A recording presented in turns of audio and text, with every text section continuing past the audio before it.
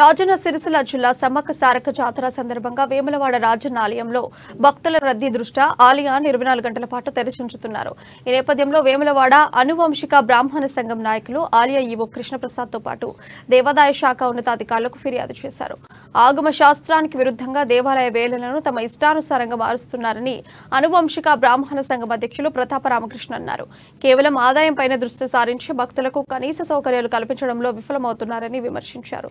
ప్రతి ఆదివారం శృంగేరి పీఠాధిపతుల అనుమతులు లేకుండానే ఆలయాన్ని నిరంతరాయంగా తీసి ఉంచుతున్నారని, వెంటనే దేవాలయాన్ని రాత్రి మూసించాలని డిమాండ్ చేశారు.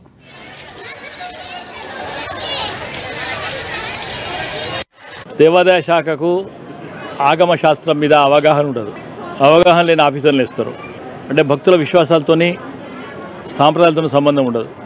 కేవలం డబ్బు ఏ రకంగా వస్తుంది దాన్ని లెక్కబెట్టి దీన్ని ఎట్లా వ్యాపారంగా చేసుకోవాలి గుళ్ళ ఆలోచన విధానం మాత్రమే ఇస్తారు. మరి ధర్మానికి వ్యతిరేకంగా ప్రపంచంలో ఈ దేశంలో ఎక్కడ ఏ దేవాలయం చూసినా దాదాపు కనీసంగా భగవంతుడికి 3 గంటలు 4 గంటలు 5 గంటలు 6 గంటలు రెస్ట్ ఇస్తూ ఉన్నారు. వీళ్ళు భక్తులు బాగా వస్తున్నారనే ఉద్దేశంతో గత 2 వారాలకు వెళ్ళి మిగతా 2 వారాలు కూడా 24 అవర్స్ దర్శనం అరేంజ్ చేస్తా అని చెప్తారు. వీళ్ళు ఏ రకంగా చేస్తారు? మాట్లాడే ప్రతి మాట దేవాదాయ శాఖ ఏం చెప్తుంది?